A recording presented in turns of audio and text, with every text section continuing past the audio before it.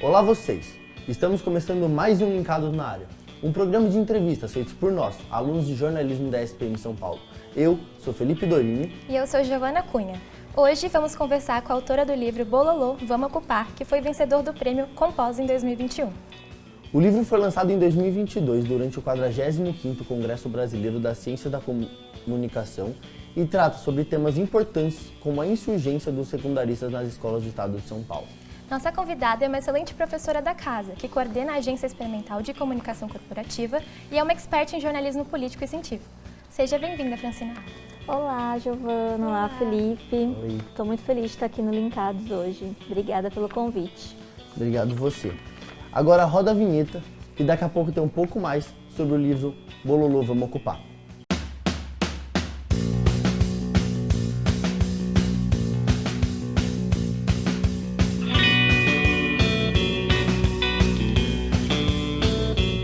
Francine, de onde veio a ideia de escrever sobre um tema tão importante como o que você aborda no seu livro?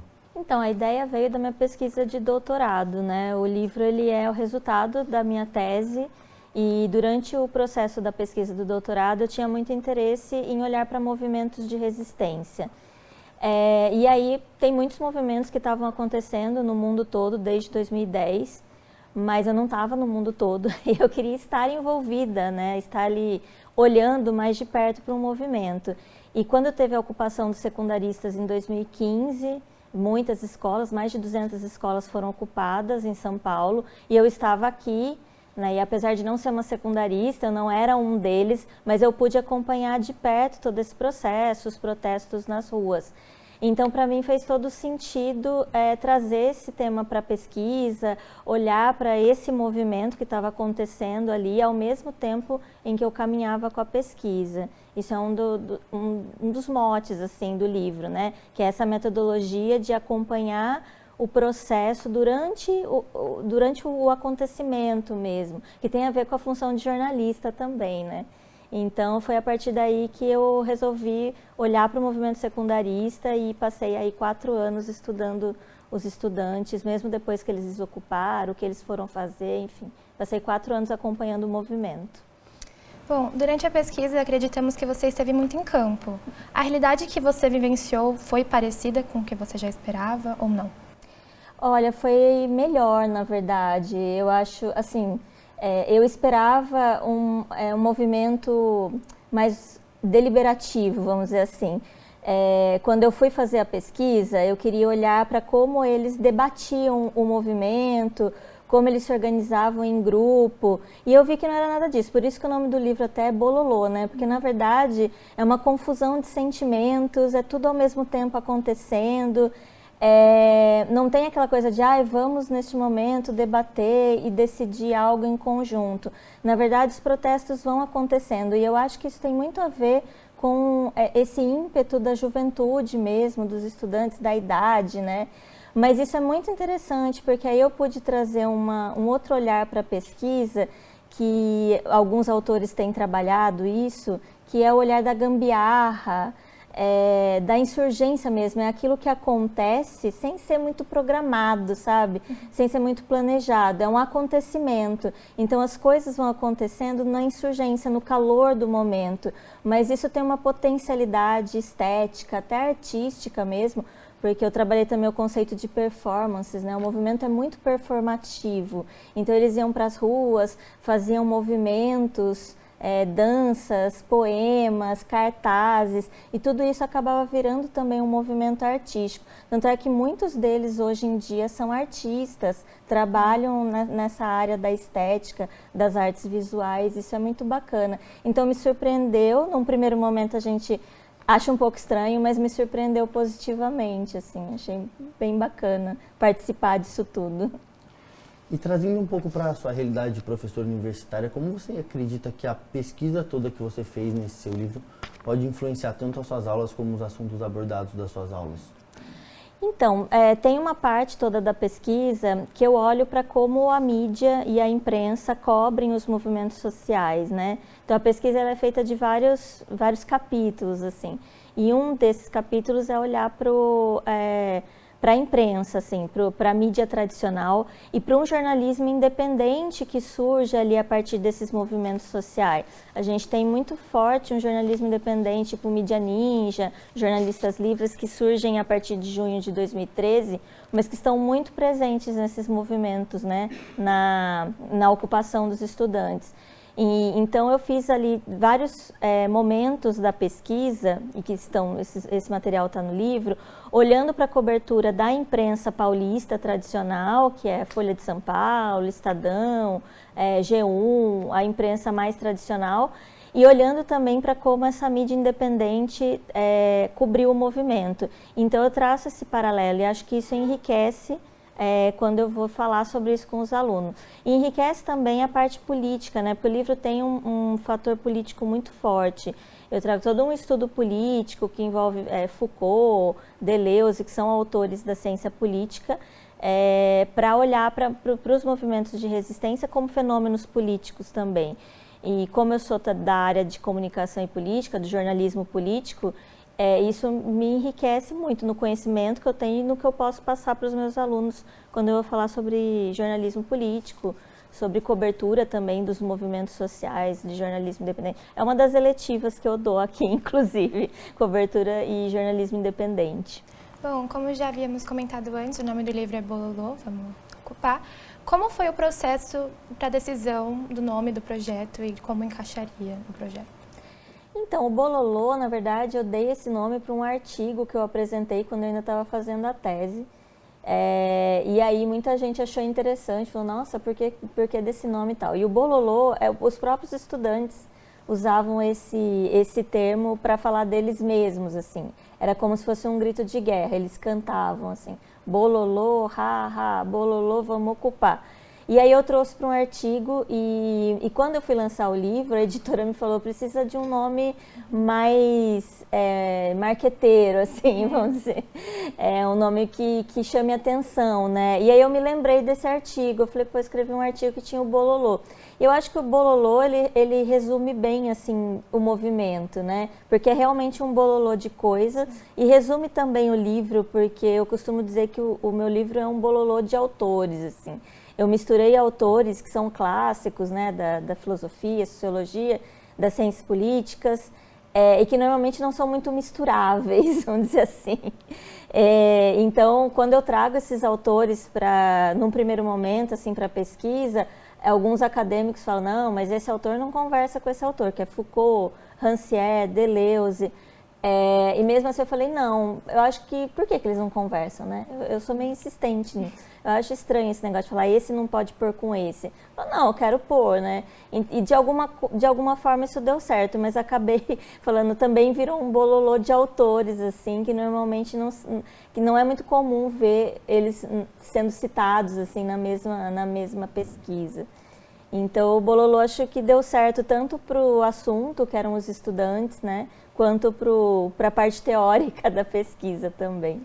Na sinopse do seu livro, você aponta que, antes de tudo, o seu livro é uma resistência. Por quê? Porque acho que ele traz essa ideia dos movimentos progressistas, né? O livro, além dele falar das ocupações, ele também traz os movimentos identitários que surgem ali nas ocupações. Então, tem muito forte no movimento dos secundaristas um movimento feminista também, porque as meninas, as mulheres, né, as meninas ali do movimento, elas que encabeçaram o movimento, elas que foram à frente do movimento, elas acabam apanhando da polícia também. Então, elas acabam juntas, assim, criando uma espécie de associação para discutir o que é o feminismo, o que é ser mulher, o que é ser uma menina ali no meio daqueles policiais e sendo amedrontadas por aqueles homens, enfim. Então tem toda uma discussão sobre feminismo também, então eu acho que isso acaba mostrando essa resistência das mulheres, né, num mundo que é ainda muito machista. E você tem também ali um movimento antirracista que surge muito forte, porque quando a gente fala de escola pública, a gente sabe que a maioria ali é de meninos e meninas negros e negras, e que sofriam muito na pele mesmo as questões do racismo, né? E o movimento traz para eles essa discussão muito forte, assim, do lugar deles, do que eles poderiam ser, do que eles poderiam fazer. Então é muito interessante, eu escutei assim vários meninos ali, principalmente os meninos falando que eles sempre rasparam a cabeça, porque eles tinham vergonha do cabelo, assim, essa questão do cabelo aparece muito. E que aí, com o movimento, eles se empoderaram para deixar o cabelo crescer e deixar o cabelo black, assim, com muito orgulho disso.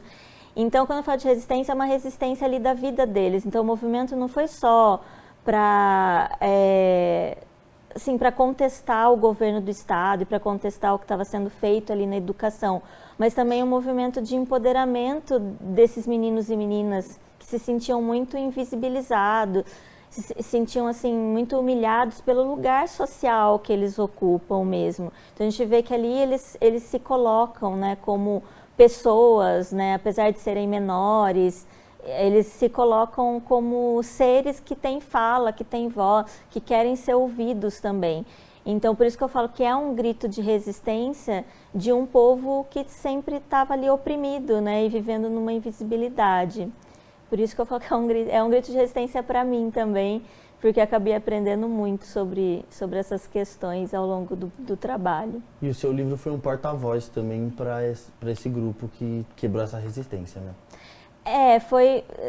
Mas não digo que o livro foi um porta-voz, eu acho assim, eles sempre tiveram essa voz, né? A questão é a gente mostrar, né? Acho que eles têm poucas janelas para mostrar, mas a voz deles estão ali, né? Sim. E acho que o movimento como um todo deu essa oportunidade para eles aparecerem e para eles falarem do sentimento deles e desse lugar que eles ocupam, assim.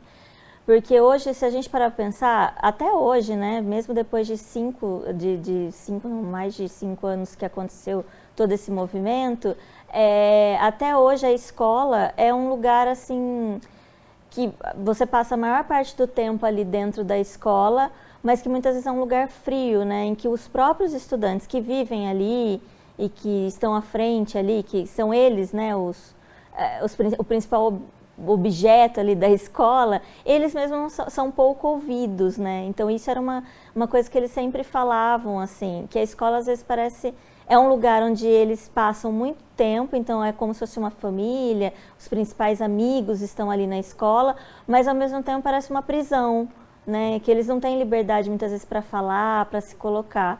Então a ocupação também foi uma possibilidade deles serem ouvidos, deles falarem o que eles pensam da escola, o que eles querem da escola, o que eles querem para eles, né, para o futuro deles. Enfim, então eu acho isso super importante, assim, dar esse espaço também para os estudantes se posicionarem sempre. Após essa pesquisa, você conseguiu entender como era possível essa questão da aproximação entre as cenas de dissenso e dos métodos da igualdade e arranjos disposicionais? Eu consegui, porque eu tive que estudar bastante, isso daí não é fácil, não é nada fácil. Os arranjos disposicionais vêm de Foucault, né? É um termo que na verdade, ele fala dos dispositivos e aí foi desenvolvido para arranjos disposicionais. E o método da cena, o método da igualdade é do Rancière. Qual era o meu objetivo? Assim, isso daí é uma metodologia que eu desenvolvi no livro e na tese, que é um pouco diferente assim, do que se vê na academia, sabe? Na área acadêmica. Porque eu queria estar próxima do objeto. Eu pensava assim, eu não posso colocar esses teóricos, essa teoria toda, esse academicismo todo à frente deles, dos estudantes, que eles são os principais. E aí esse método da igualdade casou muito bem com isso, porque o Rancière, quando ele pensa no método da igualdade, ele fala exatamente disso, ele trabalha com proletários, né? Mas ele olha primeiro para os proletários. Então, o método da igualdade, em linhas gerais, estou sendo bem superficial aqui para explicar. É olhar para as narrativas e para as produções, para as performances, para as produções artísticas de pessoas comuns, assim. Então, no meu caso, eu olhei para os estudantes, o que eles estavam produzindo, porque é através dessas produções que a gente olha para as experiências deles como humanos, assim. E isso, por outro lado, gera às vezes essas cenas, as chamadas cenas de dissenso, que são momentos de rupturas, né? Então, a ocupação, o movimento secundarista é essa cena, ele é composto de várias cenas de dissenso, porque é uma ruptura com algo que está ali, caminhando, o status quo está ali, né? Está tudo caminhando, parece que está tudo bonitinho, está tudo funcionando bem na sociedade, mas de repente tem uma coisa que explode, uma fagulha, e aí cria um dissenso. Sim.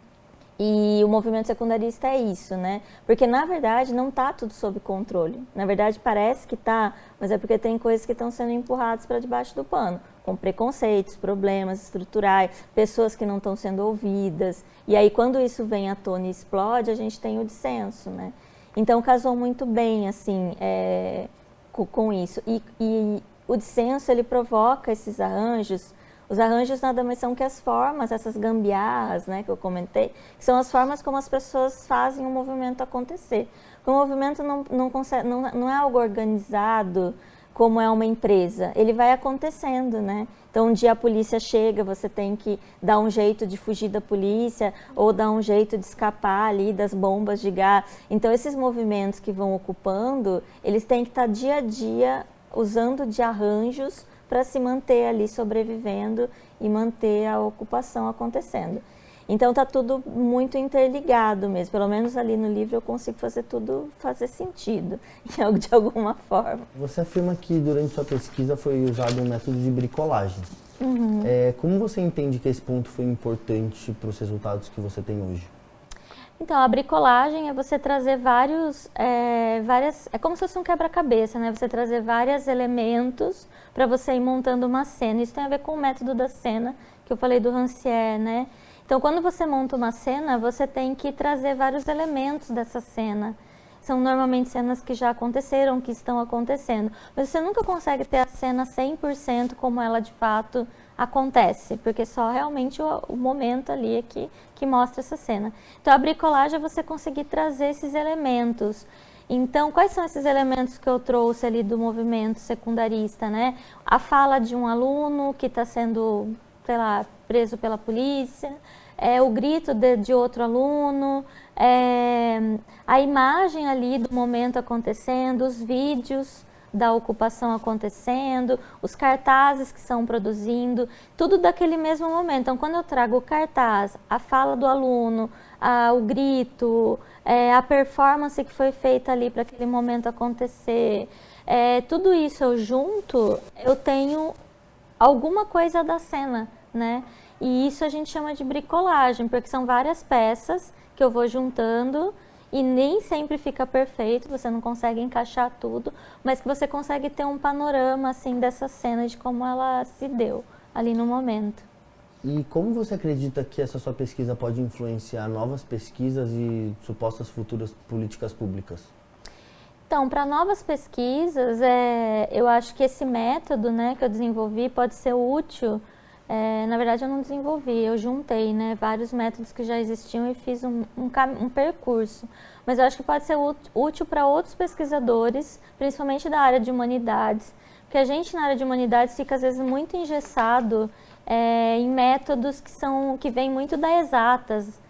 E eu acho que a humanidade não se encaixa em caixinhas exatas, assim. Então, isso era sempre uma coisa que me incomodava, essas análises muito quantitativas, com gráficos e números. Não, a área de humanidades não é isso, né? Então, eu acho que pode ser útil para outros pesquisadores justificarem um método que é mais subjetivo, mas que dá certo, que funciona se você fizer com seriedade, né?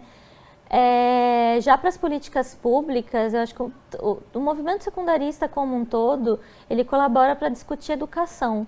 Hoje a gente está vendo aí os protestos por conta da reforma do ensino médio. O tema é outro, né? Já não é mais a ocupação secundarista de 2015, foi por conta de uma reorganização escolar.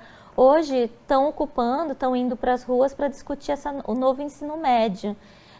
Mas o método, a forma de ocupar continua sendo essa, ir para as ruas, produzir cartaz, fazer performances, chamar a atenção das pessoas para discutir educação.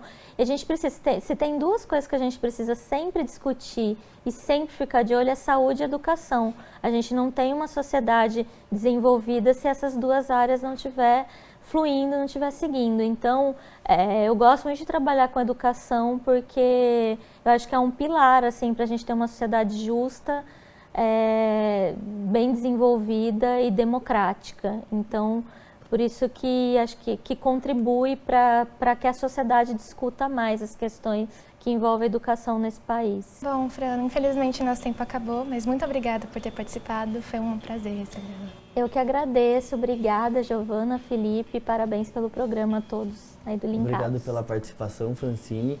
Gostaria também de agradecer toda a equipe do Linkados e a nossa orientadora Eide Vargas. Até a próxima edição.